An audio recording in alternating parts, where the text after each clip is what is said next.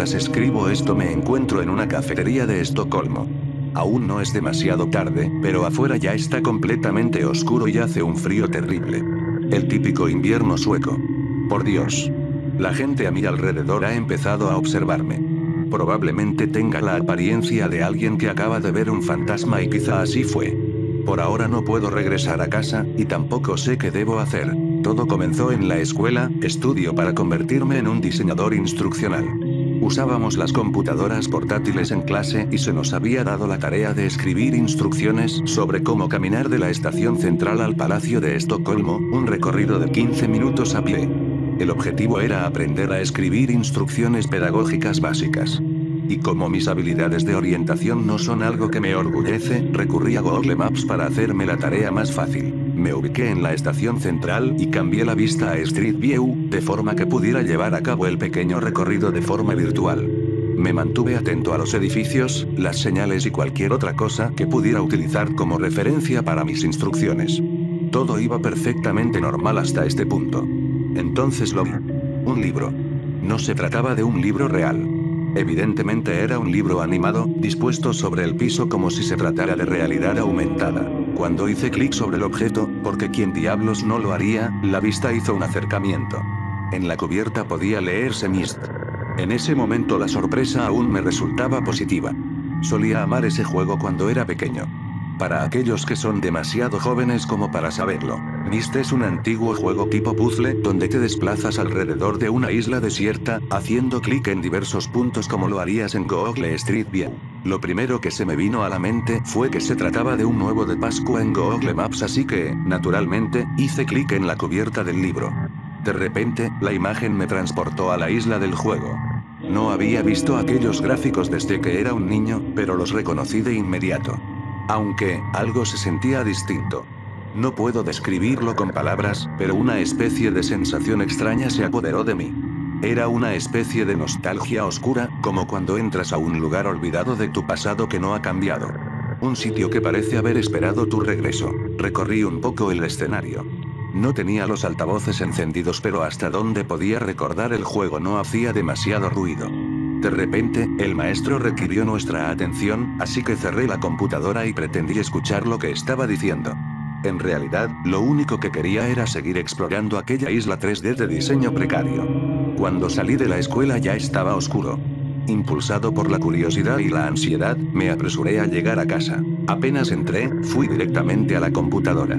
Aún me encontraba en la isla de Myst en Google Maps, parado sobre un muelle que daba a un par de engranajes gigantes. Por toda la isla había un montón de estas misteriosas estructuras. Cuando activé los altavoces me di cuenta que había algo realmente extraño con el juego. Verás, en el juego original el único sonido presente era el del agua, el viento y algunos pájaros. Creo recordar que en ocasiones se reproducía algún tipo de música. Pero ahora ese sonido me producía escalofríos. Lo que escuché en los altavoces parecía un llanto débil. No era el llanto de un bebé, pero definitivamente se trataba de un niño. Un poco contrariado seguí recorriendo la isla. Me percaté que el llanto se hacía más débil mientras me acercaba a los engranajes, así que giré y me dirigí a la biblioteca, un edificio que tenía la apariencia de un templo romano o algo de esa clase. Entre más me acercaba a la biblioteca, más fuerte se hacía el llanto. Aunque era extraño, supuse que se trataba de una alteración en el código del juego. Eventualmente, entré en la biblioteca y al mismo tiempo el llanto se detuvo. Había un libro en el piso que supuestamente no debía estar ahí, pese a que el juego utilizaba libros como portales a otros mundos. Este libro era negro. Lo extraño fue que, aunque sabía que el libro no estaba originalmente en el programa, me resultó bastante familiar, como si formara parte de un recuerdo distante. Un recuerdo vago pero fuertemente cargado de tristeza. Hice clic sobre el libro para ver el título.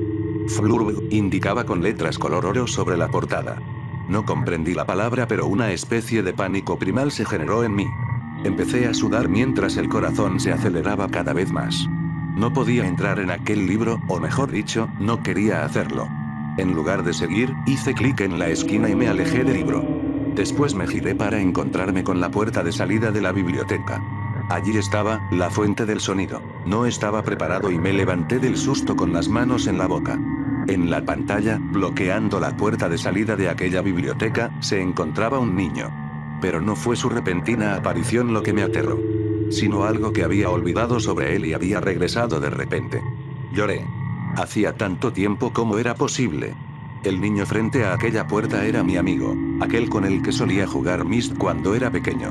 El niño que desapareció durante las vacaciones de verano de 1994 y nunca fue localizado. De repente regresaba a mí.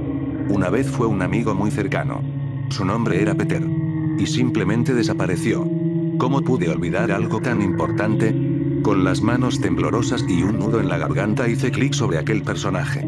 Pero en el siguiente cuadro, simplemente se alejó dándome la espalda. Volví a hacer clic. Lo mismo. Era como si quisiera alejarse de mí. Seguí haciendo clic. Peter, o lo que sea que haya sido, bajó por el muelle donde aparecí por primera vez en la isla. Cuando llegué hasta allá, se había ido. Pero había otro libro en el suelo, en cuya portada podía leerse casa. Hice clic inmediatamente y me regresó al lugar donde había encontrado el primer libro. Miré alrededor y observé al niño.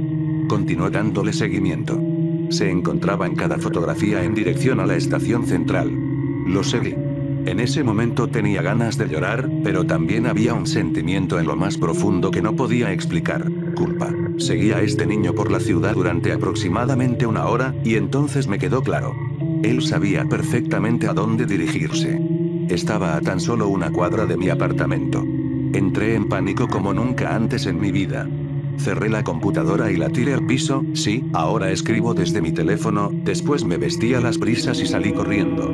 Corrí como loco. Y eso me trajo a este preciso instante, en este café donde me oculto de mi amigo el que desapareció cuando yo era un niño.